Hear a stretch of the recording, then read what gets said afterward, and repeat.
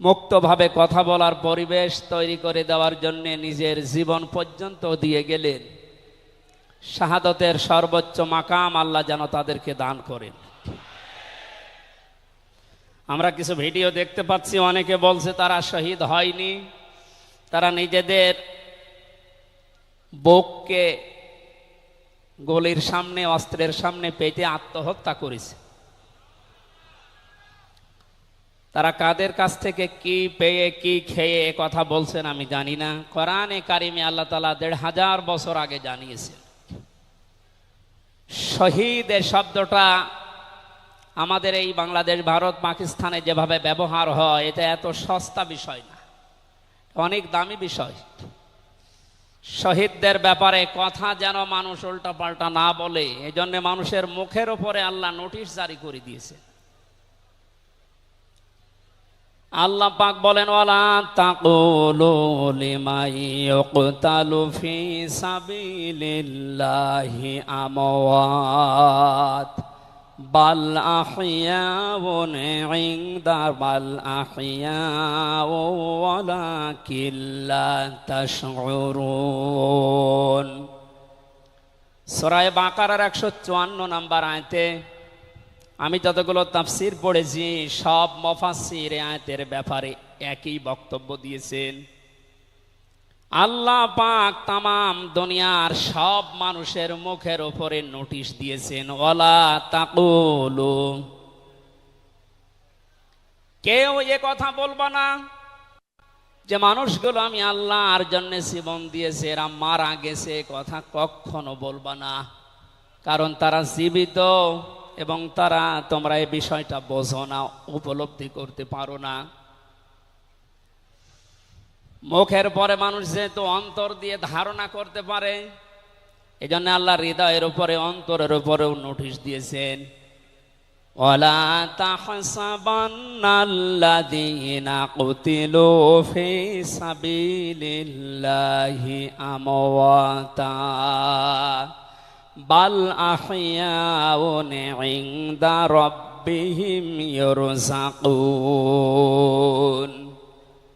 সূরা আলে ইমরানের ১৬৯ নম্বর আয়াতে আল্লাহ জানিয়েছেন, মুখ দিয়ে তো বলাই যাবে না যে শহীদরা মারা গেছে, এমনকি অন্তরে ধারণাও আনবে না যে শহীদরা মারা গেছে, বরং তারা জীবিত এবং আমি আল্লাহর কাছে তারা রিজিক প্রাপ্ত হচ্ছে। বলেন আল্লাহু আকবার। এই আয়াতটা যে ১০০% বাস্তব।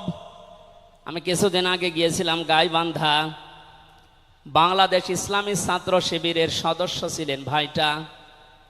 আগস্টের ৫ তারিখের আগে তিনি জীবন দিয়েছেন জালিমের বুলেটের সামনে।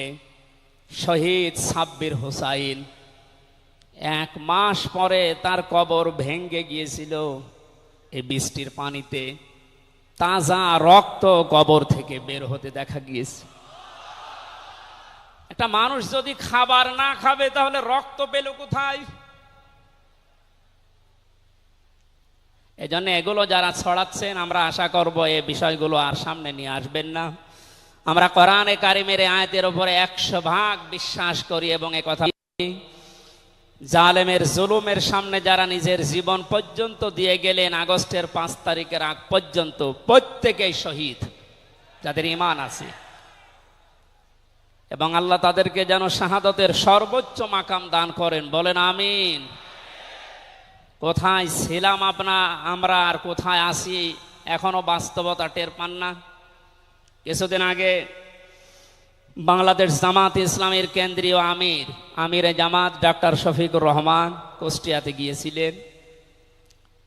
প্রায় ৫,০০০ মানুষকে নিয়ে তিনি একটা অনুষ্ঠান করলেন, যারা ১৬ জন শহীদ হয়েছিল কুষ্টিয়ায়। বাংলাদেশ জামাত ইসলামের পক্ষ থেকে ২ লক্ষ করে টাকা তাদের পরিবারের হাতে তিনি তুলে দিলেন। প্রায় ২.৫-৩ ঘন্টায় অনুষ্ঠানগুলো আমরা দেখলাম।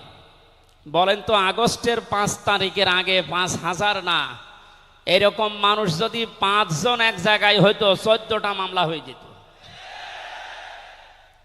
কোথায় ছিলাম আমরা আর কোথায় এখন পৌঁছিয়েছি, এরপরও যদি এটাকে কেউ নিয়ামত মনে না করে, গতকালকের একটা জরিপ আমি পেয়েছি, বাংলাদেশে 100 জনের 14 জন এখনো পর্যন্ত আপা আপনি ঘাবড়াবেন না আমরা নরম হয়ে যাই এ দলে আছে। 100 জনের কতজন?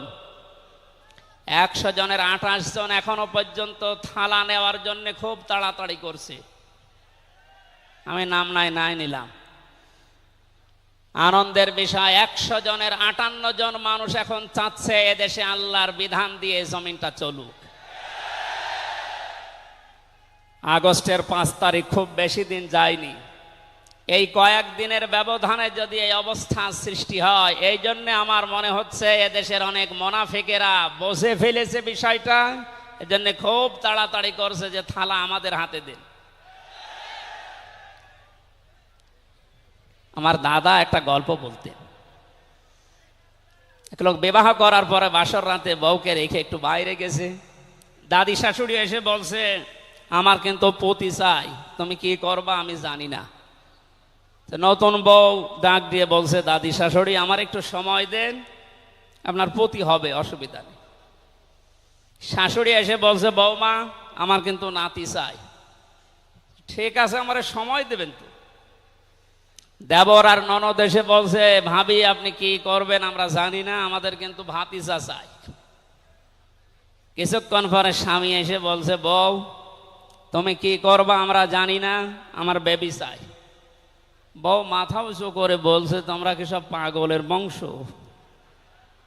আমার এখনো কিছুই হয়নি, এরপরে 10 মাস 10 দিন সময় লাগবে, তারপরে কারো বেবি চাই, কারো ভাতিজা চাই, কারো নাতি চাই, সব হবে। আমারে তো সময় দেবেন নাকি? 15.5 বছরে যে জঞ্জাল তৈরি হয়ে আছে, 1-1.5 মাসে পরিষ্কার করা সম্ভব? আপনি কি মনে করেন?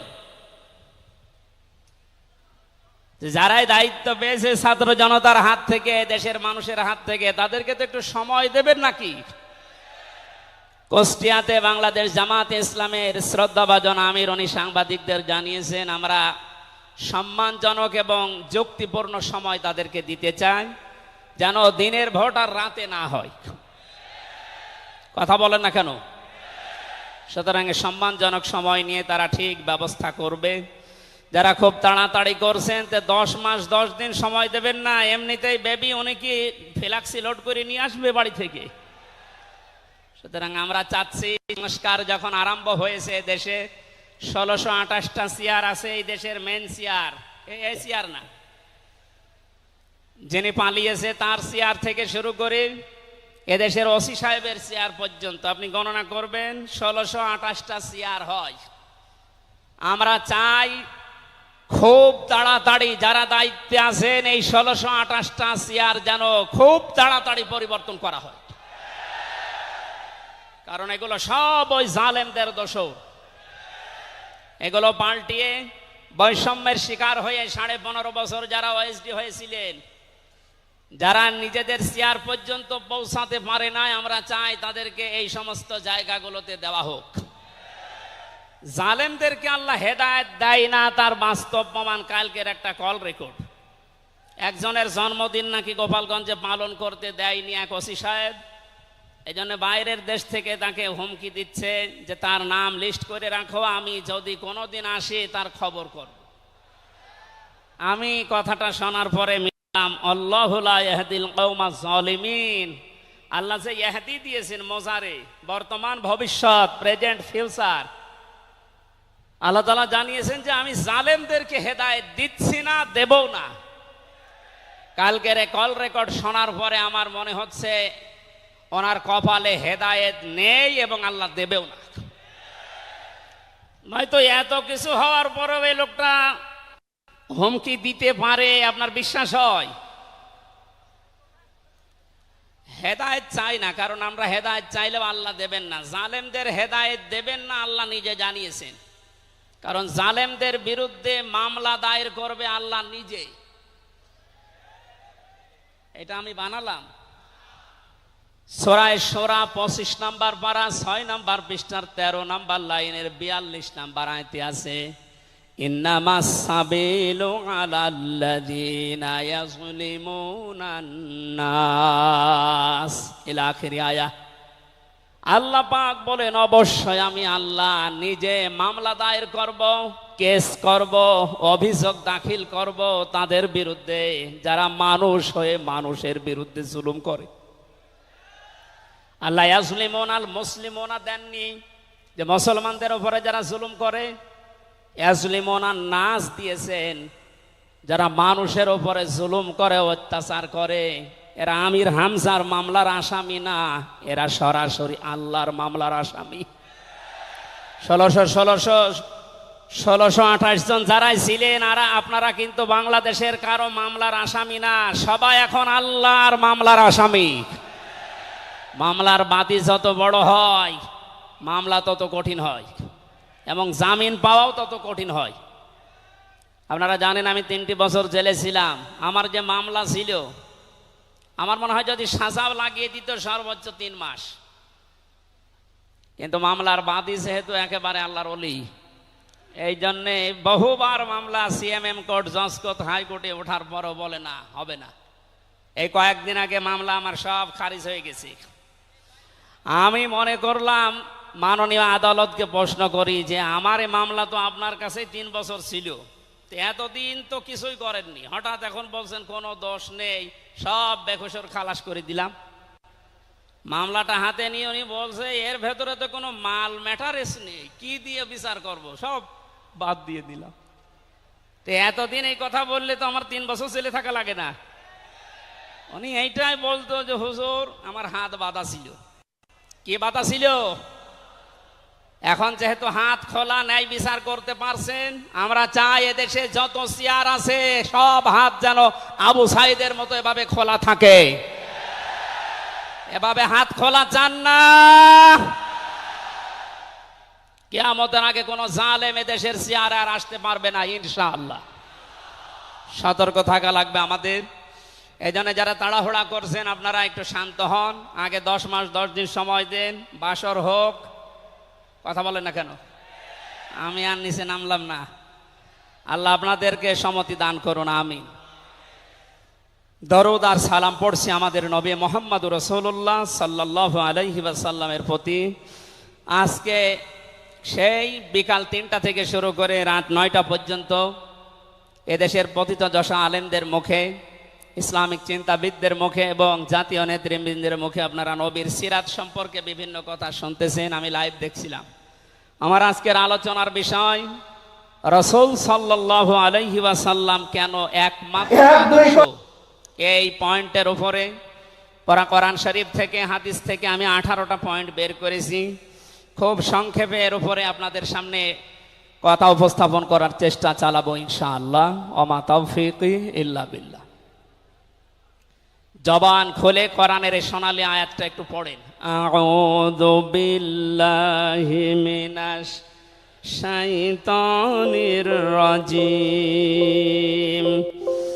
বিসমিল্লাহির রহমানির রহিম।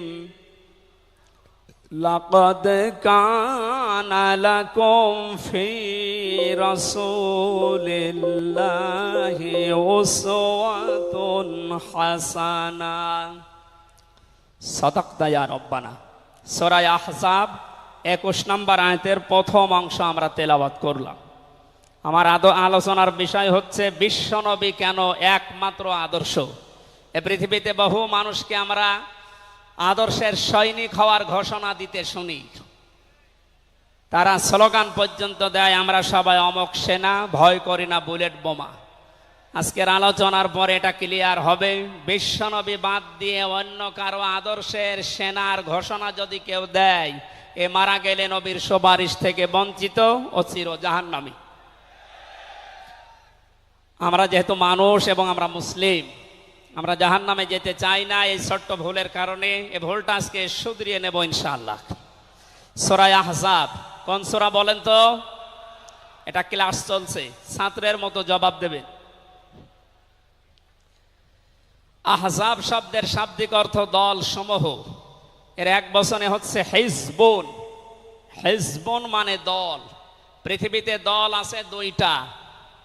প্রশ্ন আসতে পারে বাংলাদেশে প্রায় ৭৩টার উপরে দল, আর দল দুইটা মানে? হ্যাঁ, দল একটা হচ্ছে আল্লাহর দল, একটা হচ্ছে শয়তানের দল। আমরা সামনে বিস্তারিত এই দুইটা দলের উপরে কথা বলবো ইনশাআল্লাহ।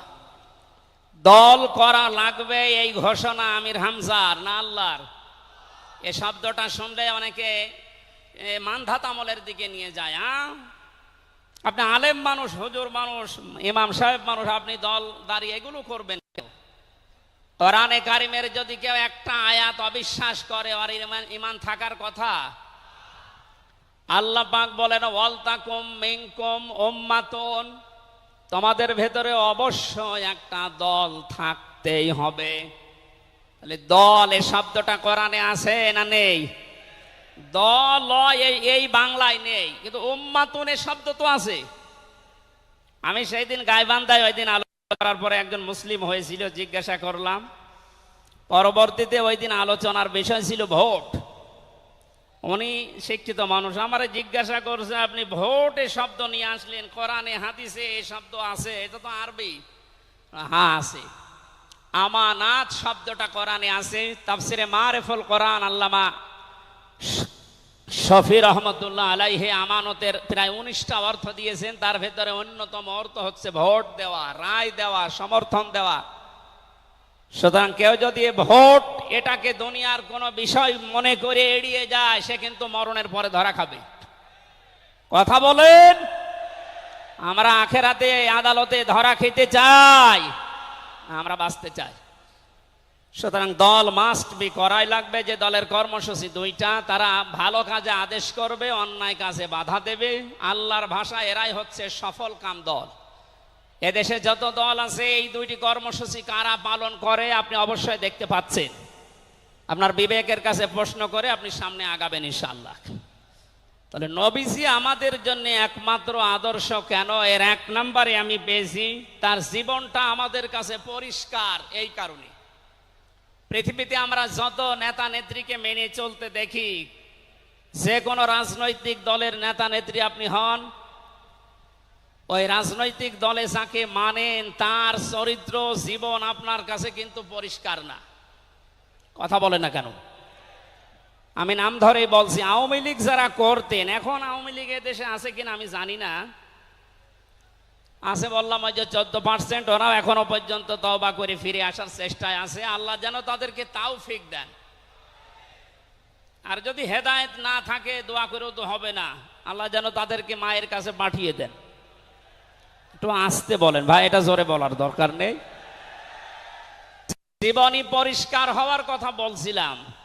যারা করতেন আওয়ামী লীগ, বলেন তো আপনার বিবেকের কাছে, শেখ হাসিনা জীবনে কোনোদিন একটা মিথ্যা কথা বলেনি, এ গ্যারান্টি আপনি দিতে পারবেন?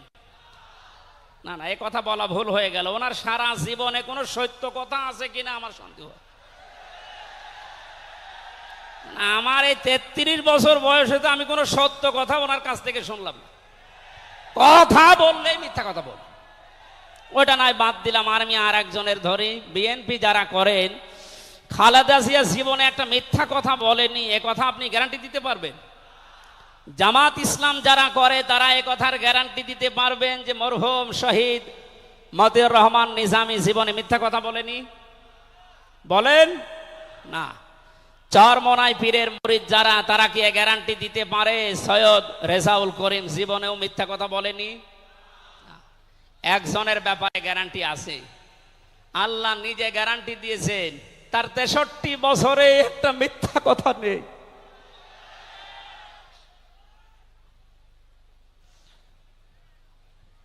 এই জন্য বিশ্বনবী আমাদের একমাত্র আদর্শ হওয়ার কারণ এই যে জীবনে 63 বছরে একটাও মিথ্যা কথা বলেননি। জোরে বলেন আল্লাহু আকবার।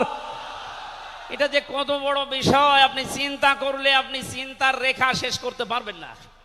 আমাদের দিনের ভেতরে 24 ঘন্টায় কত মিথ্যা আসে, আর তার পুরা 63 বছরের জীবনে একটা মিথ্যা কথা তিনি বলেননি।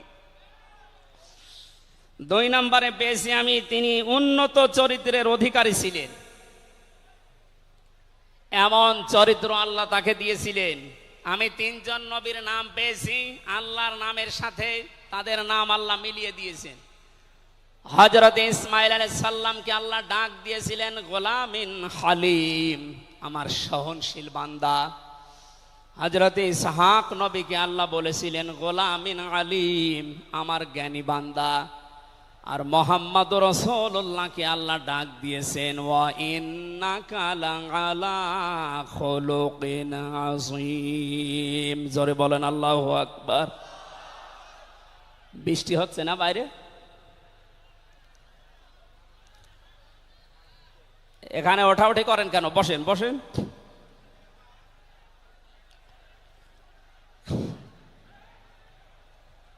এই কোরআনের আলোচনার ভেতরে কথা বললে কিন্তু গুনাহ হবে ভাই, কথা বলা যাবে না। কষ্ট হলেও ওইভাবে থাকেন, কথা বলবেন না।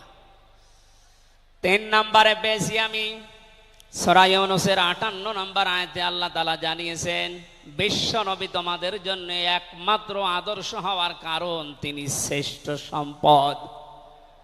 قل بفضل الله وبرحمته فبذلك فليفرحوا هو خير مما يجمعون। নবী আপনি বলুন, তামাম দুনিয়ার মানুষেরা যা গেইন করে, যা অ্যাচিভ করে, যা অর্জন করে, যা কিছু পেয়ে আনন্দে আছে, আমি আল্লাহর কাছে এই পৃথিবীর শ্রেষ্ঠ সম্পদ হচ্ছে আপনি। জোরে বলেন আল্লাহু আকবার।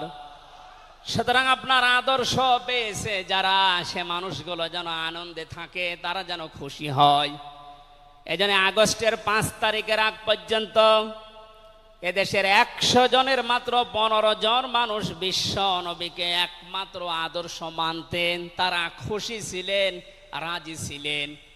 মাত্র 1 মাস কয়েক দিনের ব্যবধানে এই যে 100 জনের এখন 58 জন মানুষ বিশ্ব নবী ছাড়া আর কাউকে বুঝতে চাচ্ছে না। সময়টা যেতে দিন দেশের 100 জনের 100 জন মানুষ চাইবে বিশ্ব নবী ছাড়া কারো আদর্শ মানি না। সংক্ষেপ করছে আমাদের প্রধান অতিথি এসে পড়েছেন, এই জন্যে 4 নম্বরে পেয়েছি এই পৃথিবীর ময়দানে বিশ্ব নবী মুহাম্মদুর রাসূলুল্লাহ হচ্ছেন আল্লাহর পক্ষ থেকে আমাদের জন্য, বিশেষ করে মুমিনদের জন্য সবচাইতে বড় অনুগ্রহ। সূরা আলে ইমরানের 164 নম্বর আয়াতে আল্লাহ ঘোষণা দিচ্ছেন লাকাদ মান্নাল্লাহু আলাল মুমিনিনা ইয লাকাদ মান্নাল্লাহু আলাল মুমিনিনা ইয বাআসা ফীহিম রাসূলা ইলা আখিরি আয়াত। অবশ্যই মুমিনদের জন্য এই পৃথিবীর ময়দানে বিশ্বনবী মুহাম্মদুর রাসূলুল্লাহ আল্লাহর পক্ষ থেকে একটা অনুগ্রহ। আমরা এক একটা আয়াতের ভেতরে বিভিন্ন তাফসীর অনুযায়ী যত কথা আল্লাহ জানিয়েছেন নবীর সম্পর্কে, প্রচন্ড গরম, আপনাদের কষ্ট হবে যেন আমি খুব সামারাইজ করছি। 6 নম্বরে পৃথিবীর ময়দানে বিশ্বনবী একমাত্র আদর্শ হওয়ার পেছনে কারণ এই, তিনি গোটা জাহানের জন্য ছিলেন একমাত্র রহমত। সূরা আম্বিয়ার 107 নম্বর আয়াতে আল্লাহ এই ঘোষণা দিয়েছেন ওমা আরসালনাকা ইল্লা রাহমাতাল লিল আলামিন। বলেন আল্লাহু আকবার। আল্লাহ আলম বলেন না যে শুধু পৃথিবীর জন্য, আলামিন যত জগৎ আল্লাহ বাজিয়েছেন আর যত জগতে আল্লাহর যত সৃষ্টি আছে, এতানাজ্জালুল আমরু বাইনাহুন্না, প্রতিটি জগতে ওই সৃষ্টি অনুযায়ী আল্লাহর বিধিবিধান নাজিল হচ্ছে। যেখানেই যেই সৃষ্টি আছে প্রত্যেকটা সৃষ্টির জন্য মুহাম্মদুর রাসূলুল্লাহ হচ্ছেন আল্লাহর পক্ষ থেকে রহমত। বলেন সুবহানাল্লাহ। সেই রহমতকে হযরতে হালিমাতুস সাদিয়া চিনেছিলেন। কোলে নেওয়া থেকে শুরু করে বাড়ি পর্যন্ত যেখানে নিয়ে গেছেন, সিরাত ইবনে হিশাম বলছে সব জায়গায় হালিমাতুস সাদিয়া বিশ্ব নবীর মাধ্যমে আল্লাহর রহমত পেয়েছিলেন। সিরাত বিশ্বকোষের ভেতরে পেয়েছি আল্লাহ আল্লাহর নবীকে হযরতে হালিমাতুস সাদিয়া যেদিন কোলে তুলে নিলেন, হযরতে হালিমা বলেন আমার স্তনে দুধ ছিল না। মুহাম্মদুর রাসূলুল্লাহকে কোলে নেওয়ার সঙ্গে সঙ্গে আমাদের স্তন, আমার স্তন দুইটাই দুধে পরিপূর্ণ হয়ে গেছে। আমি ডান স্তন তাকে দিলাম, তিনি পান করলেন। বাম স্তন তাকে দিয়েছি, সঙ্গে সঙ্গে তিনি মুখ বের করে নিলেন। হযরতে হালিমা বলেন আমি একবার, দুইবার, তিনবার মুহাম্মদুর রাসূলুল্লাহর মুখে আমার স্তন দিয়েছিলাম। তিনবারই মুহাম্মদ সাল্লাল্লাহু আলাইহি সাল্লাম স্তন থেকে মুখ বের করে নিয়েছেন। চোখের ইশারা দিয়ে যেন আমাকে বসাতে চাই, মা হালিমা জোর করেন কেন? ডান স্তন এটা আমার অধিকার ছিল, আমি পান করেছি। বাম স্তন এটা আমার অধিকার না। আমি জানি আপনার একটা সন্তান আছে, তার নাম আব্দুল্লাহ, এটা আমার দুধ ভাই আব্দুল্লাহর অধিকার। ও মা হালিমা, পৃথিবীতে আমি ভাইয়ের হক নষ্ট করার জন্য আসি না, এসেছি ভাইয়ের হক ফিরিয়ে দেওয়ার জন্যে। ঢাকাবাসী যেই নবী মায়ের কোলে বসে ভাইয়ের হক নষ্ট করেন নাই এই রবিউল আউয়াল মাসে, সেই নবীর উম্মত আমরা এখন যারা দাবি করছি, অধিকাংশ গুলোই দেখতে পাই যত বড় হচ্ছি তত ভাইয়ের হক মারার জম হচ্ছি। এটা তো রবিউল আউয়ালের শিক্ষা ছিল না। হযরতে হালিমা বলেন তাকে যে গাধার উপরে তুললাম, দুর্বল ছিল, সঙ্গে সঙ্গে সবল হয়ে গেছে। বাড়িতে পৌঁছাতে দেরি, কুয়ায় পানি ছিল না, কুয়া ভর্তি হয়ে গেছে। খেজুর গাছে খেজুর ছিল না, বিশ্বনবী মুহাম্মদুর রাসূলুল্লাহ যেহেতু রহমত, আমার খেজুর গাছে খেজুর পরিপূর্ণ হয়ে গেছে।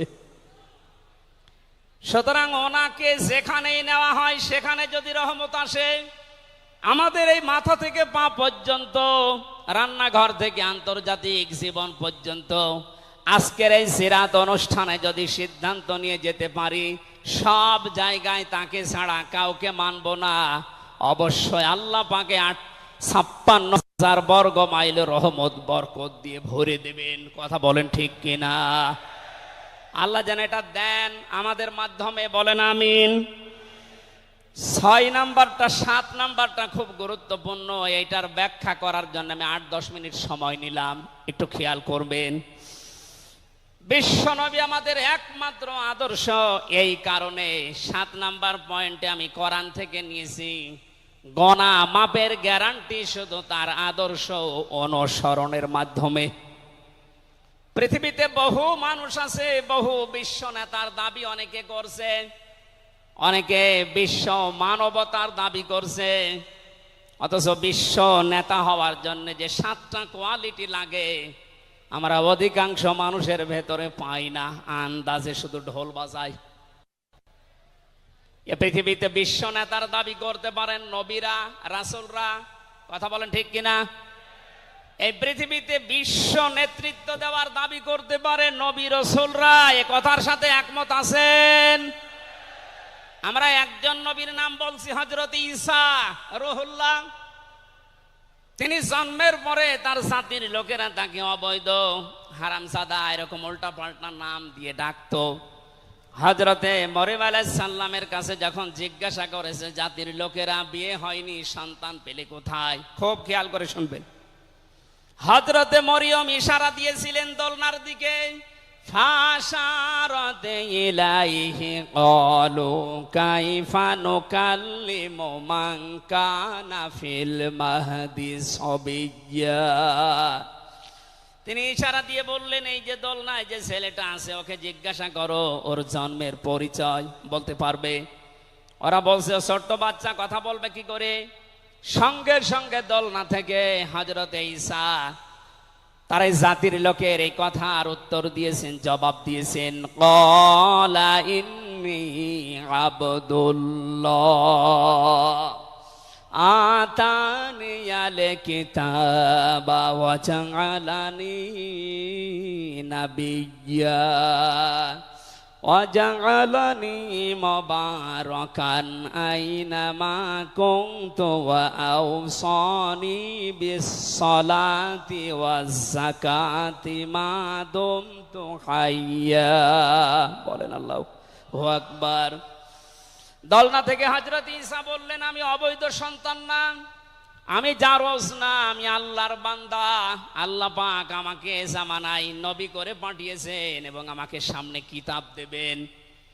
আমাকে তিনি ওসিয়ত করেছেন, আদেশ দিয়েছেন আমি যেন সালাত আদায় করি, যাকাত আদায় করি যতদিন আমি জীবিত আছি। আমার মায়ের সাথে যেন আমি ভালো ব্যবহার করি। এখানে কয়েকটা পয়েন্টের দিকে তাকান। হযরতে ঈসা তিনি নিজের পরিচয় দিতে গিয়ে প্রথমে বললেন, আমি আব্দুল্লাহ, আল্লাহর বান্দা। আল্লাহ আমাকে জামানার নবী করে পাঠিয়েছেন এবং কিতাব সামনে আমাকে দেবেন।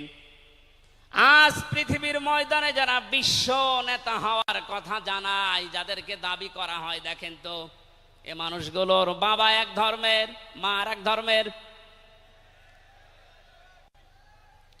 জন্ম আপনার আগে বৈধ হওয়া লাগবে, এরপরে বিশ্ব নেতা। যে 7টা পয়েন্ট আছে আয়াতের তাফসিরে, অত জোরে বলার দরকার নেই, আপনি বুঝলেই হবে। বিশ্ব নেতা হওয়ার জন্য প্রথম কোয়ালিটি থাকবে, আপনার জন্ম হওয়া লাগবে বৈধ। এ পৃথিবীর প্রত্যেকটা নবীর জন্ম ছিল বৈধ, কোন নবী অবৈধ না। কথা বলেন। অথচ এখন অনেককে এমন দাবি করে আকাশে তোলা হচ্ছে যার মা এক ধর্মের, বাবা আর এক ধর্মের। আমি বাকি 6টা নাই বললাম। ঢাকাবাসী, এবার আসেন তো সূরা আলে ইমরানের 31 নম্বর আয়াতের এই ব্যাখ্যাটা বলার জন্য আমি এই আশপাশে যাচ্ছিলাম।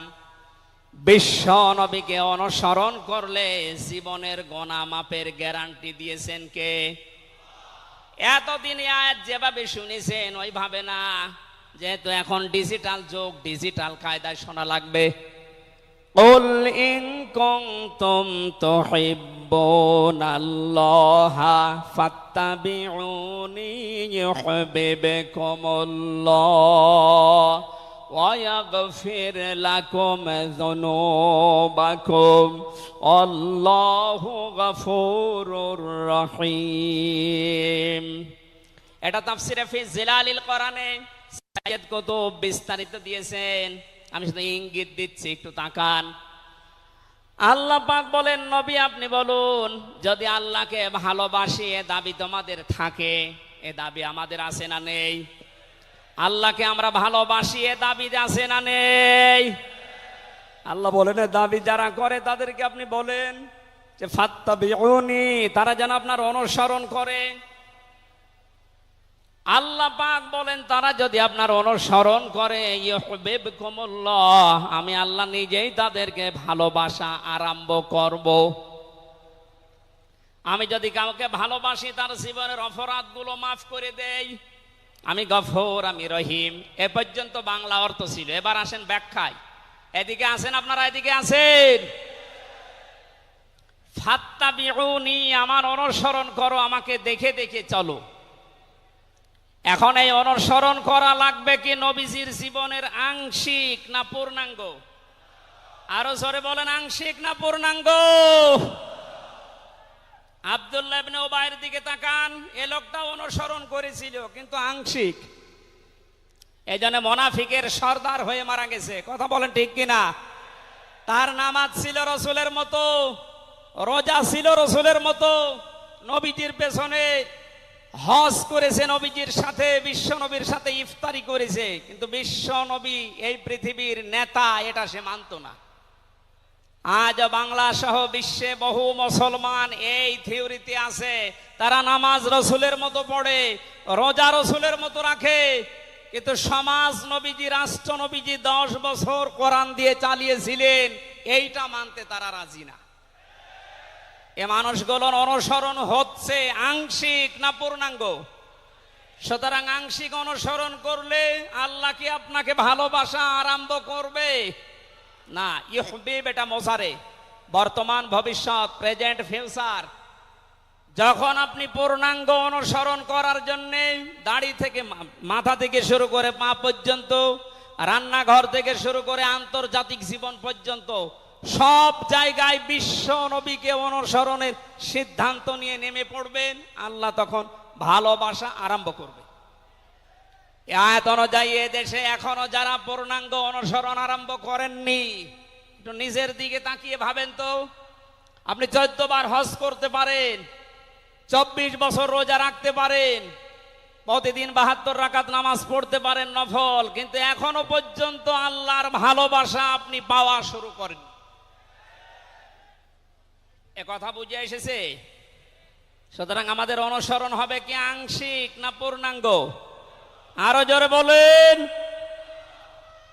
নবীজির মতো নামাজ পড়া যেমন, বিশ্ব নবীর মতো রাষ্ট্র চালাতেও হবে ওই রকম।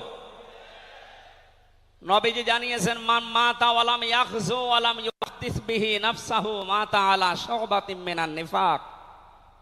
যে লোকটা মরে গেল কিন্তু তার এই চিন্তা ভাবনা ছিল না যে জমিন আল্লাহর কোরআন দিয়ে চলুক, এই লোকটা মুনাফিক হয়ে মরবে, কেউ তাকে বাঁচাতে পারবে না।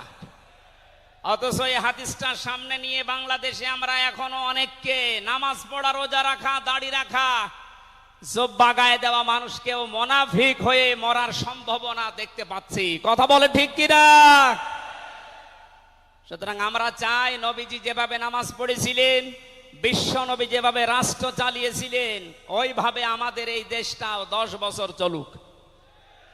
আমিরে জামাত ডাক্তার শফিকুর রহমান কয়েকদিন আগে ঘোষণা দিয়েছেন, 15 বছর লাগবে না, মাত্র 10টা বছর আমাদের হাতে দেন, আমরা গ্যারান্টি দিতে পারি এ দেশের মানুষকে। 9টা পয়েন্ট ওখানে উনি দিয়েছেন, সবগুলোর বাস্তবায়ন করে এই 16 কোটি মানুষকে উনি দেখাবেন। এটাকে আজ অনেকে রাজনীতি মনে করে উল্টাপাল্টা দিকে নিয়ে যাচ্ছেন। আমার বিশ্ববিদ্যালয়ে থাকাকালীন এক দুষ্টু বন্ধু ছিল, 10 বছর নবী কোরআন দিয়ে রাষ্ট্র চালিয়ে বলতে পেরেছিলেন, খায়রুল কুরুনি করনি, আমার যুগ শ্রেষ্ঠ যুগ। আমাদের দেশটা 53 বছর স্বাধীন হয়েছে, 1 বছরও কোরআন দিয়ে চলেছে। এই জন্যে তো কোনো জিনিস নিরাপদ না। আমার ছোট দাদা উনি বলছিলেন যে হজে যাওয়ার পরে দেখি একটা ঘড়ি পড়ে আছে, মোবাইল ঘড়ি। চিন্তা করলাম নেব না, মনের ভেতরে ভয়, যদি ধরা পড়ে যায় তাহলে তো মানুষ, এ দেশে তো ধরা পড়লে আবার হাত কেটে দেবে। দেশে যাওয়ার পরে মানুষ বলবে হাজী সাহেব চোর। এই ভয়তে নিলাম না। কি করি, অতক্ষণ দাঁড়িয়ে থেকে কেউ নেয়ও না, কারো পায়ের নিচে পড়ে আবার নষ্ট হয়ে যাবে। তুলে নিলাম এদিক ওদিকে তাকিয়ে। হারানো জিনিস যেখানে জমা দেয় ওই জায়গায় জমা দিলাম। ওনারে জিজ্ঞাসা করলাম, ভাই মোবাইলের দাম কেমন হবে? উনি আমারে বলছে, ইয়া হাজিউল হজ্জাত আইনা বিলাদুকা, হে হাজি দেশ কোথায়? দাদা বলে, জি তুমেন বাংলাদেশ। বাংলাদেশ থেকে এসেছি। আপনার বাংলাদেশের টাকার মান অনুযায়ী এই ঘড়ি মোবাইলের এটা দাম হবে 72,000 টাকা। কত? 72,000 টাকার মোবাইল পড়ে আছে, ঘড়ি কেউ নিচ্ছে না। এদেশে থাকবে? বলেন। সাধারণ মানুষের কাছে থাকার কথা, দরবেশের কাছে থাকবে 36,000 কোটি টাকা। আমার মনে হয় আমার 33 বছরের জীবনে গণনা করেও শেষ করতে পারবো না। পদ্মা সেতু আর একটা বানিয়ে এখনো 4,000 কোটি টাকা রাষ্ট্রে থেকে যেত। কথা বলেন। দরবেশ যদি এই করে, যেগুলো ধরবেশ ওগুলোর চরিত্র কি বলেন? এই জন্য এই বন্ধুটা আমারে বলছিল, আমি রামজা, আমি কুষ্টিয়া থেকে যাচ্ছিলাম ঢাকাতে, একটা নর্মাল কোচে চড়ে হঠাৎ আমার পেটে গন্ডগোল। সিরাজগঞ্জ রোড পার হওয়ার পর ড্রাইভারকে বললাম যে ভাই একটু দাঁড়ান, আমি নেমে যাব, আমার পেটে গন্ডগোল। ড্রাইভার বলছে গাড়ি থামবে না, একেবারে জায়গা মতো থামবে। আপনার যদি বেশি অসুবিধা হয় তো পেছনে সিট খালি আসে, বসে বসে আল্লাহ আল্লাহ করেন। ও বলছে আমার পেটে গন্ডগোল, একে আল্লাহ আল্লাহ থামে? পেছনে যে দেখি কয়েকটা সিট খালি পড়ে আছে, ওই যে পলিথিন দেয় বমি করার জন্য, একটা নিলাম। 2 সিটের মাঝে বসে ওই কাজ করলাম। চিন্তা করলাম এটা যদি রেখে চলে যায় তাহলে আমার তো বদনাম হয়ে যাবে। পকেট থেকে একটা সাদা রুমাল ছিল, ওইটা বের করলাম, টাইট করে বাঁধলাম। পেছনের চালানা খুলে ফেলে দেব, আল্লাহর ইশারা পেছনে আসছিল মোটরসাইকেলওয়ালা। পড়বে কি পড়বে একেবারে মোটরসাইকেলের সামনে।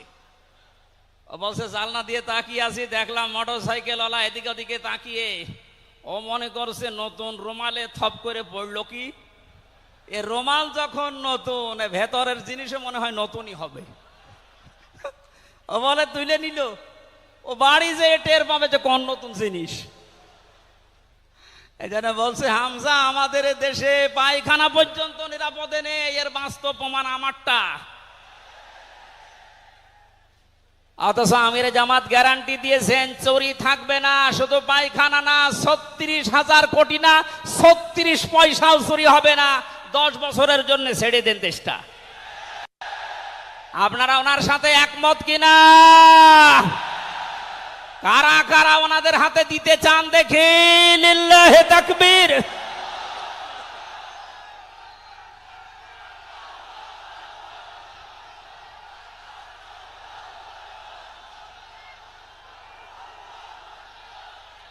আলহামদুলিল্লাহ ভাই,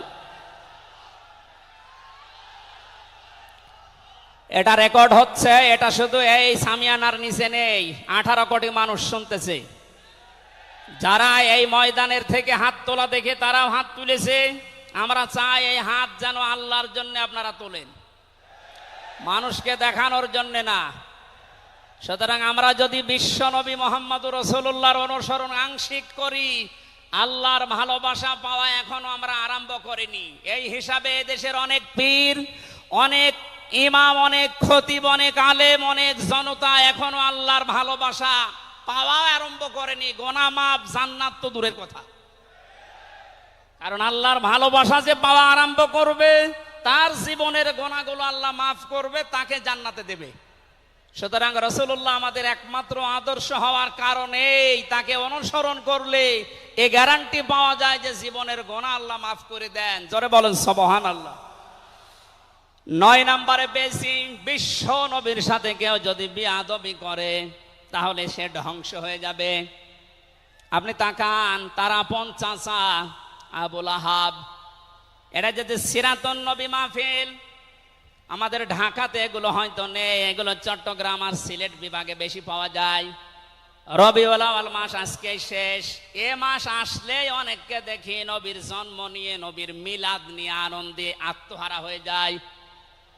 পরিষ্কার ভাষায় বলছি, বাংলার মানুষেরা, নবীর মহাব্বত, নবীর ভালোবাসা মাস্ট বি লাগবেই।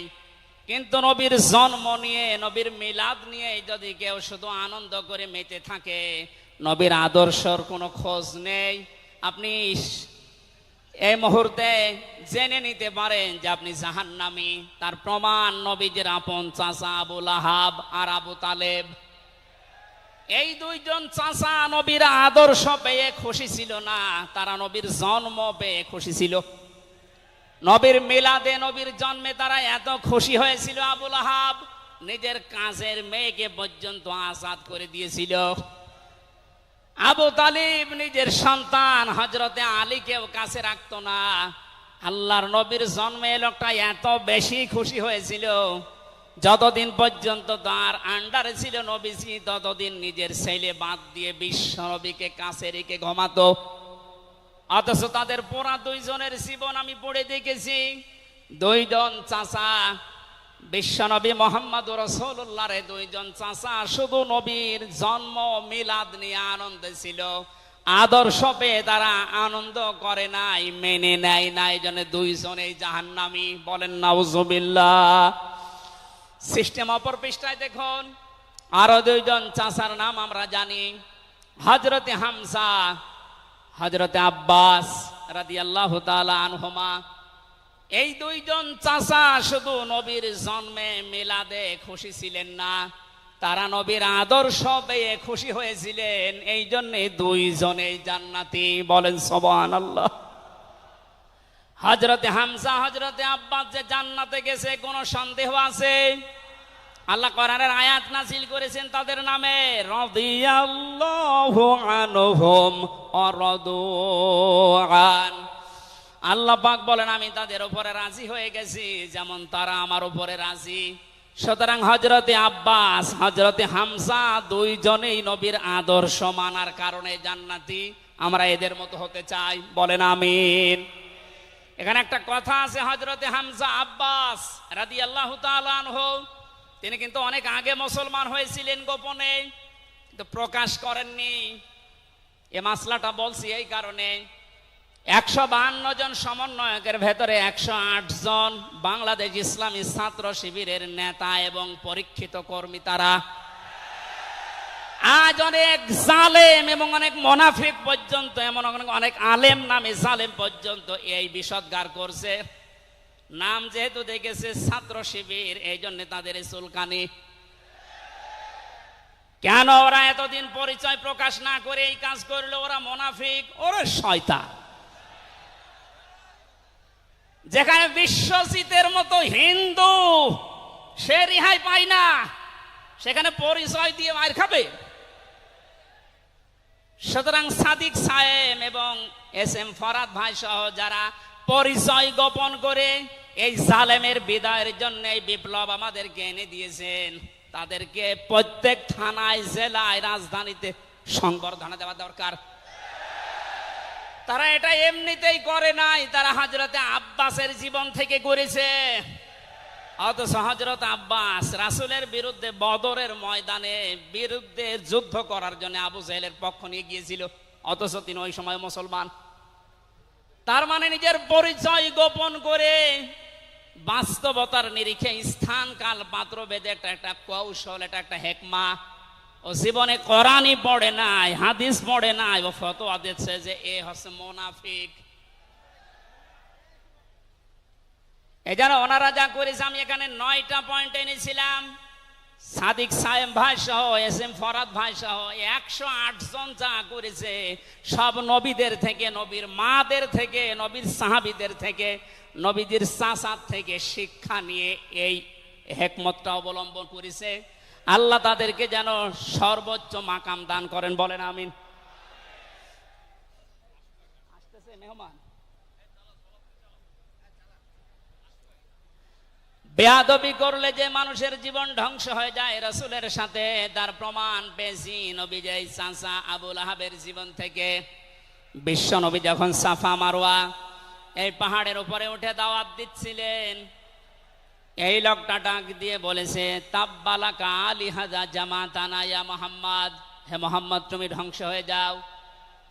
তাফসিরের কিতাবে সূরা লাহাবের তাফসিরে পড়েছে, আবু লাহাব মুহাম্মদুর রাসূলুল্লাহকে শুধু ধ্বংস হয়ে যা এ কথা বলে নাই।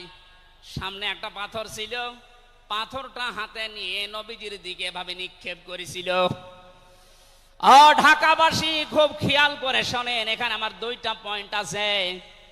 আবু লাহাব 1500 বছর আগে মুহাম্মদুর রাসূলুল্লাহর দিকে যে পাথর নিক্ষেপ করেছিল, তাফসিরে ফি জিলালিল কোরআন মুফাসসির লিখেছেন সাইয়্যিদ কুতুব, যে নবীজির সামনে পাথরটা পড়েছিল, নবীজির শরীরে লাগে নাই। আল্লাহ পাক সঙ্গে সঙ্গে তার জন্য কোরআনের আয়াত নাজিল করলেন, শুধু এই হাতের জন্য না, তাব্বাত ইয়াদা আবি লাহাবি ওয়া তাব।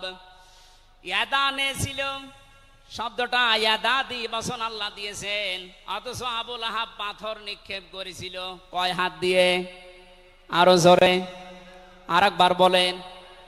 আল্লাহ যে তার 2 হাতই ধ্বংস করে দিলেন। জবাব দিয়েছেন মুফাসসির এইভাবে, আবু লাহাব যদিও এভাবে পাথর নিক্ষেপ করেছিল, 1 হাত দিয়ে কিন্তু তার বাম হাত একটু নড়াচড়া করে সাপোর্ট দিয়েছিল। আপনি যদি এখান থেকে একটা কোনো কিছু নিক্ষেপ করেন এভাবে, এই হাত দিয়ে শুধু কাজ হবে না, এই হাতও নড়াচড়া করে সাপোর্ট দেবে। আল্লাহ এইটাও সহ্য করেন নাই। নবীজির বিরুদ্ধে যারা অবস্থান নিয়েছে, যে যতটুকু তার সাথে যারা সাহায্যে ছিল, সহযোগিতায় ছিল, আল্লাহ তাদেরকেও ধ্বংস করে দিয়েছেন। এই 15.5 বছরে আল্লাহর নবীর আদর্শকে, তার শিক্ষাকে, শিক্ষা ব্যবস্থা থেকে ডাইরেক্ট ডান হাতের মতো, অনেকে বাম হাতের মতো পেছন দরজা দিয়ে নাড়াচাড়া করে উল্টিয়ে ফেলেছিলেন। এই কথা বলেন না কেন? হযরতে আবু বকর আর নবীজির সেই সারে গারে সুরের সেই ঘটনাটা আমাদের শিক্ষা ব্যবস্থা এখন আর নেই। এগুলো তুলে ওখানে বাবার জীবনী বসিয়েছেন। সুতরাং নবীজিকে যারা আঘাত দিয়ে শিক্ষা ব্যবস্থা থেকে 96% মুসলমানের এই দেশে নবীর আদর্শ বাদ দিয়ে অন্য কাউকে যারা বসাতে চেয়েছিলেন, যারা ডাইরেক্ট এগুলো করেছিলেন, যেগুলো মন্ত্রণালয়ের দায়িত্বে ছিল, বাম হাত দিয়ে যারা পেছন দরজা দিয়ে নাড়াচাড়া দিয়েছেন, উপদেষ্টা মণ্ডলের ভেতরে 2 জন আছে, তারা সমকামিতা প্রমোট করছেন, আমরা শুনতে পাচ্ছি। পাঠ্যপুস্তকে যে পরিবর্ধন আনার চেষ্টায় আছেন, 96% মুসলমান কিন্তু ঘুমিয়ে যায়নি, এরা এখনো জেগে আছে। আমিরে জামাত কুষ্টিয়ায় সেদিন ঘোষণা দিয়েছে, দেশের মুসলমানের এখন আর 5 তারিখের আগের মতো ঘুমিয়ে নেই, সব সজাগ আছি আমরা। আরো বলেন। সুতরাং যারা ডান হাত দিয়ে চেষ্টা করছেন আল্লাহ বিরোধী, রাসূল বিরোধী, মানবতা বিরোধী এই কাজগুলোকে প্রমোট করার জন্য, বাস্তবায়নের জন্য, আর পেছনের দরজা দিয়ে যারা বিভিন্ন নাম নিয়ে আবুল আহাবের বাম হাতের মতো নাড়াচাড়া দিচ্ছেন, আল্লাহ পাক যদি ধরে আবুল আহাবের মতো ডান হাত বাম হাত সব কিন্তু ধ্বংস করে ছাড়বে। এই জন্য আমরা সাবধান বাণী উচ্চারণ করছি। এগুলোই যারা আছেন, আমি নাম নিলাম না, ছাত্র জনতা যেভাবে আপনাদেরকে উপদেষ্টা বানিয়েছে, আপনি 152 জনের 108 জনের দেখতে পারছেন না। এই মানুষগুলো কি চাই? 108 জন না, আমি 152 জনের সাথে যোগাযোগ রেখে দেখেছি, সবাই চায় এদেশে আল্লাহর বিধান চালু হোক। এই রবিউল আউয়াল মাসে রাসূলের চরিত্র যেভাবে শুনি, ওটা যেন বাস্তবে দেখতে পাই, সেটা চালু হোক। 53 বছর তো দেখলেন, বাবা চালিয়েছিল, দুর্ভিক্ষে মরেছে অনেকে, আমি দেখি না, আমার তো 33 বছর, এ মুরব্বীরা দেখেছি। স্বামী চালিয়েছিল অনেকের চাচা চালিয়েছে 9 বছর, ভাবি চালিয়েছে, এমনকি বউ চালিয়েছে, এটা তো দেখলাম। এখন শুধুমাত্র কোরআন দিয়ে চললে, নবীর আদর্শ দিয়ে চললে দেশটা কেমন দেখা যায় এটা দেখতে বাকি আছে। এটা আপনারা দেখতে চান না সামনে? আমার জীবনের সবচাইতে বড় শখ, আকাঙ্ক্ষা, তামান্না এইটা যে চর্ম চোখে যেন আল্লাহ আমাকে দেখায় যে 56,000 বর্গ মাইল তার কালাম দিয়ে চলছে। এটা দিয়ে চললে যে কেমন দেখা যায়, এটা মিনি জান্নাত হয়ে যাবে। আপনি বিশ্বাস করেন, এটা মিনি জান্নাত হয়ে যাবে। অনেকের এখনো পর্যন্ত শ্বশুর ভয় দেখাচ্ছে। আমির জামাত সেদিন বলেনি যে শ্বশুর ভয় দেখাচ্ছে মেয়েদেরকে যে তোমাদের ঘর বন্দি করে রাখবে। অনেকে যারা ডাইল খায়, মামা বাবা খায়, লাল পানি, এরা কি খাবে? দেশটা যদি কোরআন দিয়ে চলে, নবীর আদর্শ দিয়ে চলে, পুরা দেশটা হয়ে যাবে মসজিদের মতো। মসজিদে প্রবেশ করলে যত বড় বিড়ি খোর হোক, যত বড় ডাইল খোর হোক, যত বড় বাবা খোর হোক, আর লাল পানি যেই খায়, ওই পরিবেশে গেলে কেউ কি চাইবে যে একটু লাল পানি খাই? কারণ পরিবেশটাই রহমত দিয়ে ভরপুর। কথা বলেন ঠিক কিনা? এজন্য মসজিদে প্রবেশ করতে হলে আল্লাহর রহমত আমরা কামনা করি। আল্লাহুম্মা আফতাহলি আবওয়াবা রহমাতিক, পুরা জায়গাটাই রহমত দিয়ে ভরপুর। আল্লাহর কোরআনের বিধান সেখানে চলে, এজন্য পুরা জায়গাটা রহমত দিয়ে ভরপুর করা। এই দেশটায় যদি আল্লাহর বিধান চালু হয়, রাসূলের আদর্শ চালু করতে পারি আমরা, পুরা দেশটা হয়ে যাবে মসজিদের মতো। তখন আর লাল পানি খেতে, বিড়ি খেতে আপনার মনে চাইবে না ইনশাআল্লাহ। আপনি জান্নাতি হয়ে মারা যেতে পারবেন, এই গ্যারান্টি আমরা দিতে পারি। সুতরাং আমরা রাসূলের সাথে কোনো বিয়াদবি যেন না করি।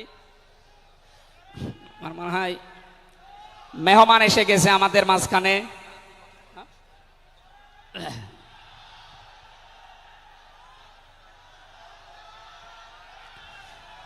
লিল্লাহি তাকবীর, আওলাদে রাসূলের আগমন, আওলাদে রাসূলের আগমন।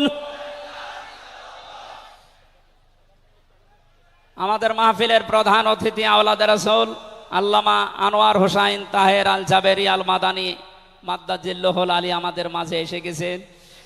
আমরা যে প্রচন্ড গরমে আপনারা কষ্ট পাচ্ছেন, এবং উনি যেহেতু এসে গেছে, এখন আর কথা বলা মনে হয় ঠিক হবে না। আমি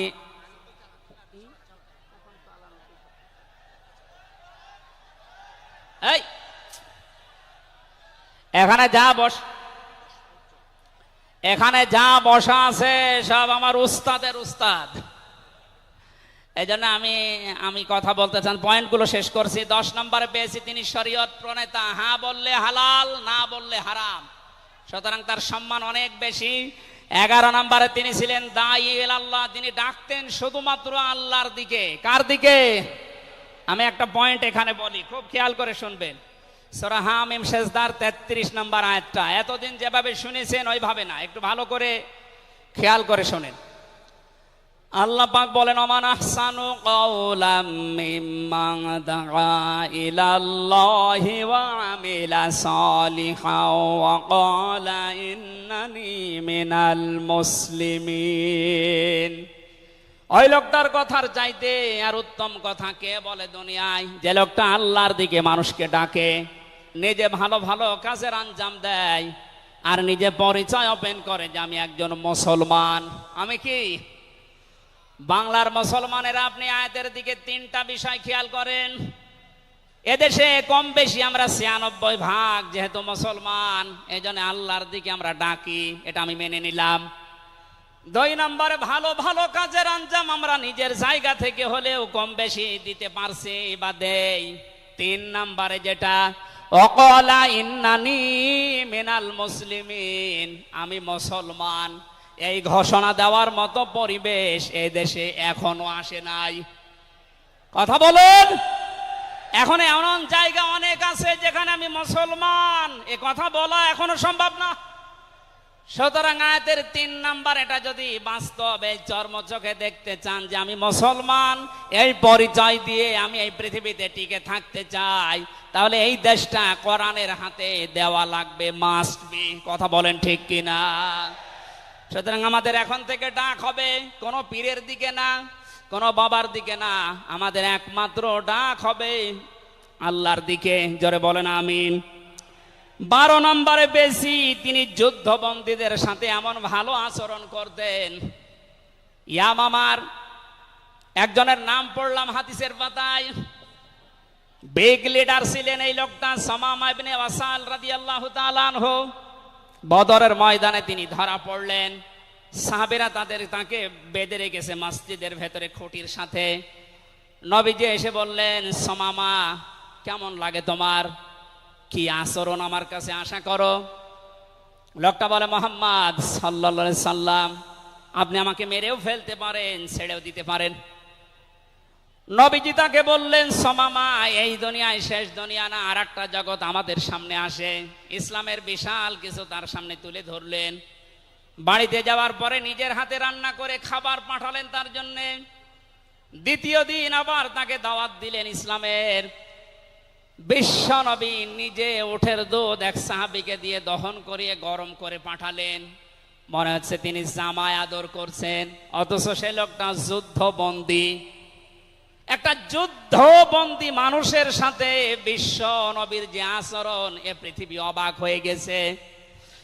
অথচ এই 15.5 বছরে যুদ্ধবন্দী না, কারাবন্দী, তাও অন্যায় ভাবে। আরে ভাই, আমার তো 3 বছর পরে যেহেতু মামলা খালাস করে দিয়েছে, আদালত কর্তৃক প্রমাণ হয়েছে যে আমি নির্দোষ, আমার কোনো দোষ নেই, তাহলে আমার মামলার আয়ু থেকে শুরু করে একেবারে ওই উপর পর্যন্ত যিনি পালিয়েছেন, এ পর্যন্ত যারা জড়িত ছিল, আমি চাই তাদের প্রত্যেকে যেন 3 বছর জেলে থাকে। এইটাই ন্যায় বিচার হবে। এই কথা বলে না কেন? আমার জন্য 3 বছর, ব্যারিস্টার আরমানের জন্য 8 বছর, 11 বছর। কত বছর? আপনি যে চট করে ঢুকে পড়বেন, আগে 11 বছর থাকেন, এরপরে।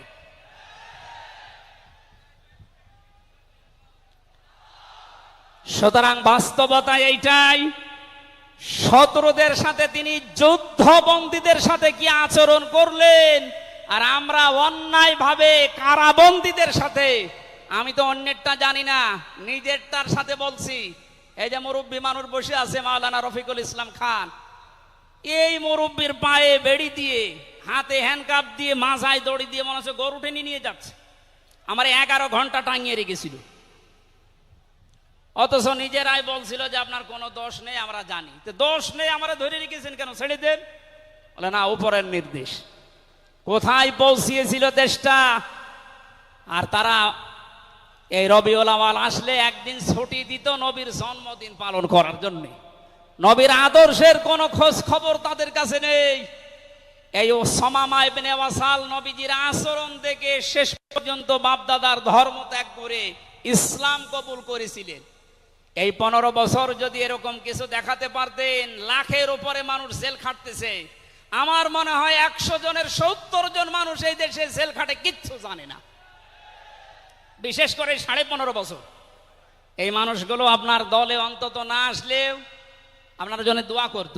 এরপরে আমি পেয়েছি বিশ্ব নবীকে একমাত্র আদর্শ হওয়ার কারণ তিনি শত্রুদের সাথে এমন আচরণ দেখিয়েছিলেন, পৃথিবীতে ইতিহাস হয়ে আছে। তায়েফে তিনি দোয়া করেছিলেন, আল্লাহুম্মা হাদি কওমি ফাইন্নাহুম লা ইয়ালামুন। 14 নম্বরে পেয়েছি তিনি নবী এবং রাসূলদের নেতা ছিলেন।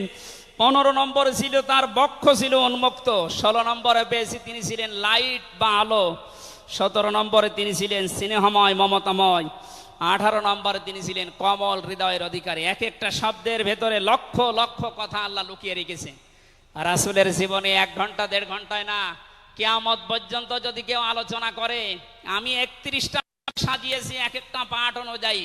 সুতরাং এরকম যদি শুরু হয় তো 31 দিন একাধারে লাগার কথা আমার এই ক্ষুদ্র জ্ঞানে। যারা আরো বড় বড় আলেম এখানে বসে আছে, কিয়ামত পর্যন্ত আলোচনা শুনবেন, করবেন। আমাদের নবী আজিম খুলুকিন আজিম, কোনোদিন শেষ হবে না ইনশাআল্লাহ। সুতরাং নবীজি আমাদের একমাত্র আদর্শ, এটাই ফাইনাল। তাকে ছাড়া আমরা কাউকে মানি না। ওদারত আহ্বান জানাচ্ছি তাকে আদর্শ গ্রহণ করার জন্য। আমিন। বারাকাল্লাহু লানা ওয়া লাকুম ফিল কোরআনিল আযীম। এখন আমাদের সামনে